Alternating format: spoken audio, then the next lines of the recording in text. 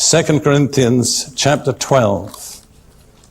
Have you ever noticed that a lot of people today are busy with 1 Corinthians because it's got all the gifts of the Spirit, etc.?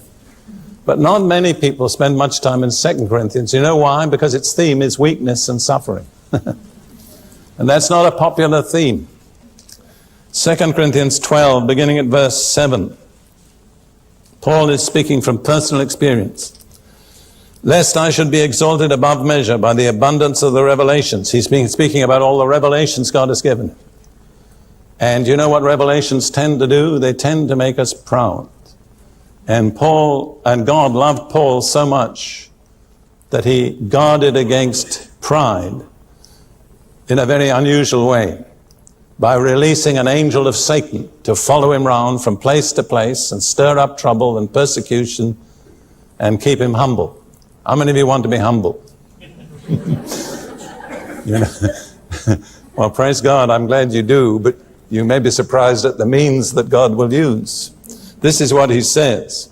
Lest I should be exalted above measure by the abundance of the revelations, a thorn in the flesh was given to me. This is a metaphor taken from the Old Testament, where Joshua warned the children of Israel that if they didn't eliminate the Canaanites that had occupied the land, but if they let them coexist, they would be thorns in their flesh.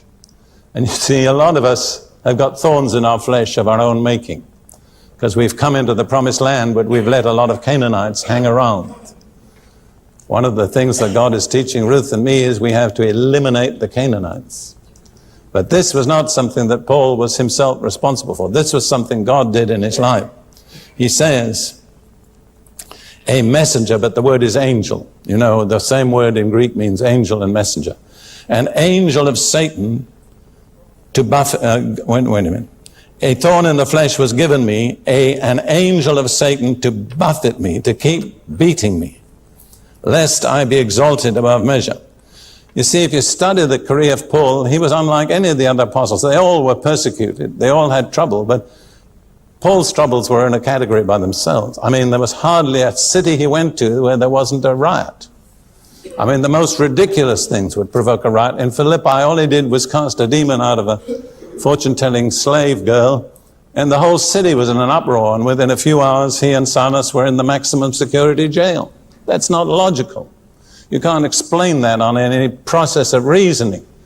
But there was that angel stirring things up against Paul. And basically, wherever he went, things got stirred up.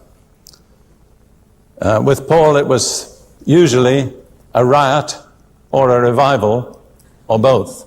I have to say, I think the church needs more riots in order to have some more revivals. Anyhow, we're not going to that. Then Paul says, well, everybody knows God answers the prayers of apostles, doesn't he? I mean, surely. But Paul says, concerning this thing, I pleaded with the Lord 3 times that it might depart from me. And God wouldn't. I tell people sometimes when they say God doesn't answer my prayers, remember, no is also an answer. And God said to me, my grace is sufficient for you, for my strength is made perfect in weakness. That's really true. Because when we have our own strength, how can people identify God's strength? They can't see it. But when we've come to the end of our own strength, and then we have strength, then we know it's God's. God's strength is made perfect in my weakness. Would you like to say that? Strength is made perfect in my weakness. So from now on, you'll be happy to be weak. Is that right? I tell you, they heard you saying that. About 6 months from now, you may be sorry you ever listened to me. Therefore, now listen, I talk a lot about confession. You've heard me talk, but I never ask people to make this confession. It took me years to come to the place where I was willing to make it myself. Listen to what Paul says. Therefore, most gladly, I will rather boast in my infirmities, my weaknesses, that the power of Christ may rest upon me.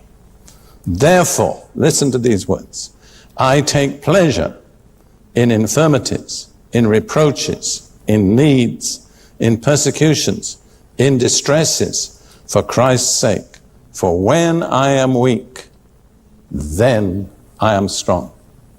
Now, I would not ask anybody here to make that confession, because once you made it, you've committed yourself to something. I have come to the place where, on my good days, I'm prepared to make that confession. But just think, I take pleasure, not I tolerate, not I endure, not I suffer with grace, but I take pleasure in infirmities, in weaknesses, in distresses, in persecutions, in needs. Why? Because he had learned this secret. When we've come to the end of our own strength, our own wisdom, our own resources, then God releases his grace. I have a phrase which I use, which is, grace begins where human ability ends. You don't qualify for the grace of God as long as you can do it yourself. Why should God release his grace? But when you've come to the place where you can't do it, and yet it has to be done, then you qualify for the release of God's grace.